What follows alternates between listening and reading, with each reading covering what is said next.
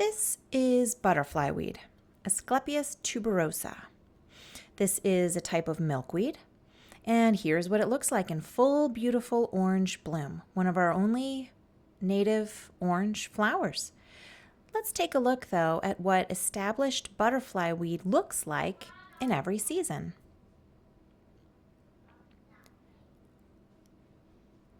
So we're first going to look at when the sprouts come up. So again, this is not from seed, this is from an established plant. And this is late spring, in this case early May, but there's a little wiggle room depending on where you live and what the weather's been doing as to when they will come up. But here we have late spring, early May, and the sprouts are maybe an inch or two tall here. And I find this green to be quite lovely when they come up.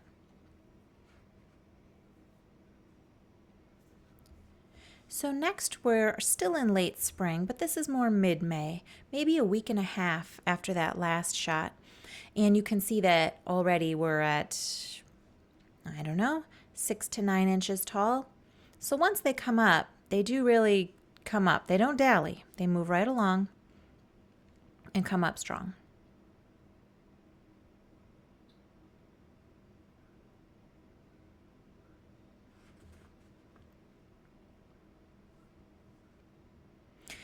So here we've moved to late May, still in late spring, and now I have written down that I measured this at about 10 inches tall, but to be quite honest, it looks more like we're at a foot tall maybe at this point, perhaps even taller. And this is about a week after that last footage. So again, over the course of a few weeks, once butterfly weed starts coming up, it really starts coming up. And if you look closely at the top here, you can start to see little whitish, greenish little balls in there, and that is going to be where the blooms will come from. So some of these are as tall as they're going to get already, maybe a foot tall, but other parts of this are going to get taller yet.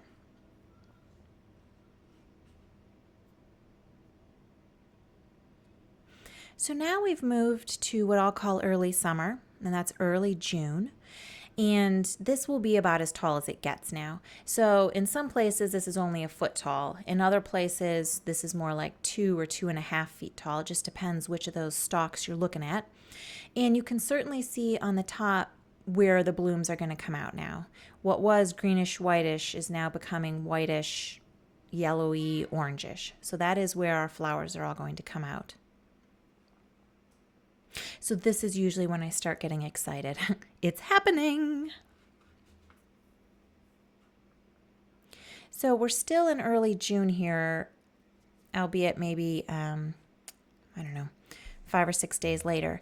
And less than a week after that last shot, and you can really see now, oh, it's so close to blooming. So close! You can see those little balls on top where the blooms will come out have become an orangish color, right?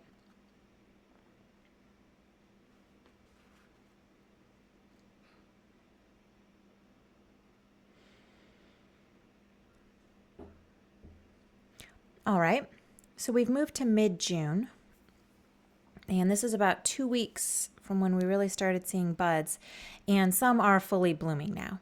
So as you can see, some are still buds, that are sort of greenish, some are greenish-orangish, some are like orangish-reddish about to pop, and then as you can see, some are already now blooming. That bloom, when you look really closely, it's not just a straight orange, it's sort of a light orange, there's a dark orange, a darkish-reddish, orangish, maybe there's a little bit of orangey yellow in there. There's actually quite a lot of colors, which is, just makes this a more beautiful plant, doesn't it? So we're still in mid-June. This is only 4 days after that last video. And now the bees are really showing up. I think you can see that bumblebee there bumbling around. And there are other bees now. Everybody's paying attention. And as you can see, more blooms have opened, but there are still yet many blooms to come, right?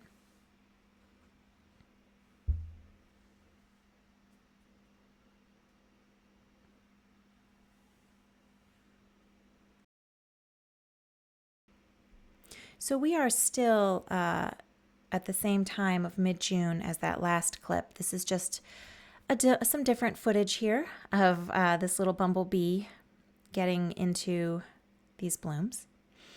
And, you will see a lot of bumblebees. You will see some honeybees. And you'll see a lot of small little things around your butterfly weed too. And in my younger days, I used to think those were all just little flies or something. That's exactly what I'll call them. Oh, little flies or something. But it turns out there are a lot of different kinds of bees. There's a lot of different kinds of bumblebees. There's a lot of different kinds of honeybees. There are a lot of different kinds of sweat bees or small metallic bees. So all these things I used to just call little flies or something, actually, in this case, are probably mostly bees. So as you look through all this blooming footage, little tiny things flying around may well actually be small bees.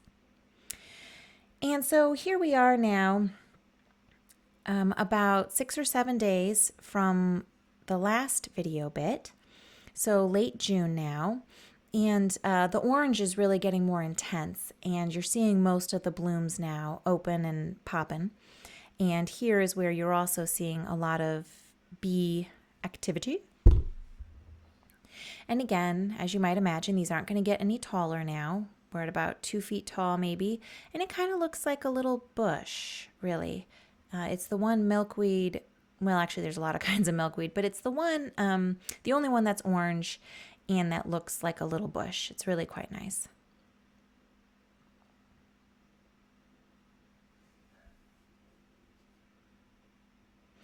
So now, 2 days later,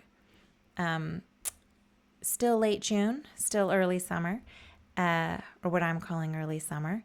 And I mean, there's just so many bees around here, right? They're all just having a jolly old time in there. It's really the time of year when I take a lot of video of my butterfly weed because it's just astounding, the number of pollinators that will come and visit.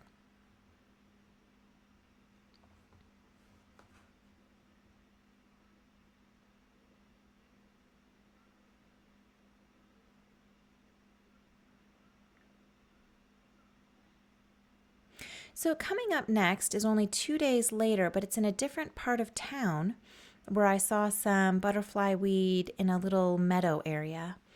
It is a somewhat maintained meadow-ish, but there they are. You could see their little orange tops, and they don't have as many blooms as the ones that you have been seeing, and I think there's more competition here. So they're trying to put more energy into being tall as opposed to more blooms. So here is early July, midsummer. This particular butterfly weed has been nipped by a deer. So it was going to put up some blooms. It was just about ready. This is not as well established of one, but it got nipped. So it's putting off some side shoots. It appears it's not giving up yet. All right, so we're still in early July. This is the original plant that you've been looking at. And you can see there are still a lot of blooms. There is still pollinator activity. But a lot of blooms are done now. In any pollination that has happened, now the butterfly weed is going to start making its seeds, which will come in little pods. So if you look closely, you might start to see pods, but maybe not yet. So here we are mid-July. This is only a week after that last video. And you can still see some blooms. A lot of blooms are long done. And then right in the middle there, I'm holding a pod. So some blooms are still happening while others are long done, and now we're already making these pods. So these are the milkweed pods, how it will spread its seeds. And so this is late July, and this is that one butterfly weed that is still getting established that got nipped by a deer. And here it is putting up a few flowers off these little side shoots. So, even if a deer or something comes and nips something, boy, oh boy, a lot of these native plants, they do not give up that easy. She is still blooming. So I'm pointing out where it was originally nipped, and there she is. So if you want to get later blooming, you can nip, and then they come up. They will put up a bloom later.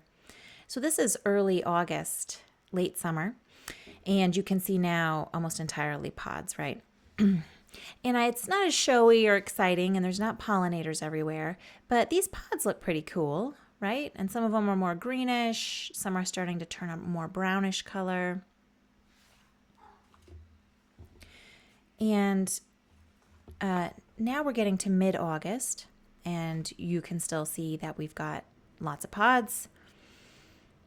And these pods are going to start maturing here. And if you look closely here, you can see those little orange bugs. I believe those are aphids, which a lot of gardeners are horrified of aphids. Oh, kill them. Oh, there's one pod that's already opened and is releasing its seeds along with that fluffy white stuff that helps them float away on the breeze. Those aphids don't bother butterfly weed or milkweed. It's not a problem. They don't kill it or anything, so I don't particularly worry about them in this case. So we're still late August, or we're late August now, about 2 weeks after the last video, and you can see there's quite a bit more aphids on there. But also now all of these pods, some of them are starting to open. So you can see the little brown things that are in there are the seeds, and all that fluffy white stuff is what the plant makes so that they will float away on the breeze. And so if you want to collect butterfly weed seeds, it's usually suggested to wait until the pods are just about to open, and then you pop them open manually, and you can take the seeds out. And you don't need the fluffy white stuff anymore if you're going to plant them yourself in your own yard. Or if you plan on going somewhere and releasing them, you could keep the fluffy white stuff. Up to you. So here we are in early September, early fall. Now this is a different year than the last videos that you've been seeing of this same plant. And so part of me showing you this here is to say, you know, in different years, sometimes they bloom later, bloom earlier, put up pods earlier or later. It depends on what's been happening with the weather. And of course, you know, there's microenvironments in your own yard, so it depends what's happening with that too. So in this particular year, they bloomed a little bit later and they put up their pods a little bit later. Into early September.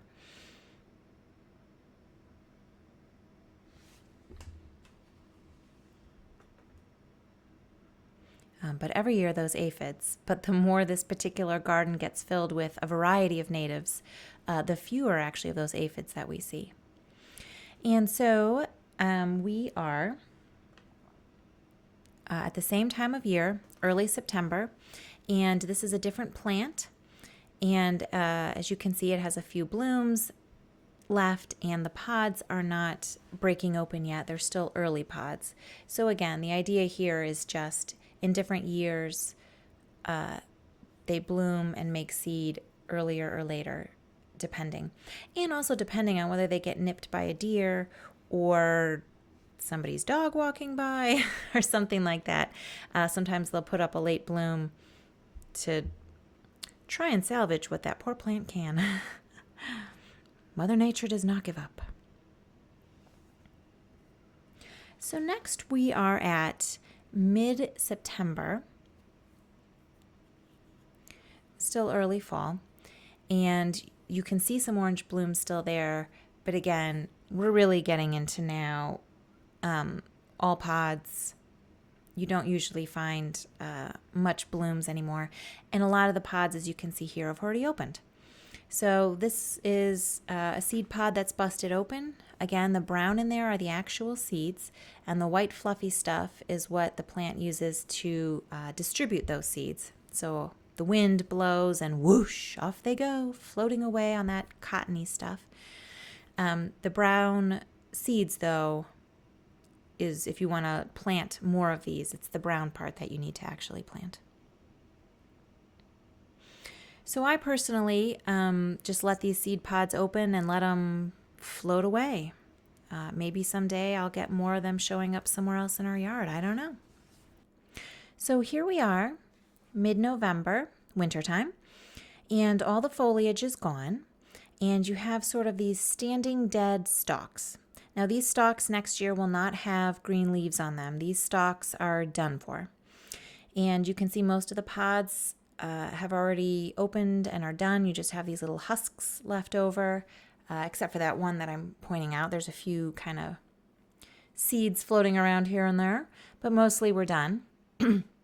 And so some people will ask, well, what do I do with the butterfly weed over fall or winter time? How do I care for it?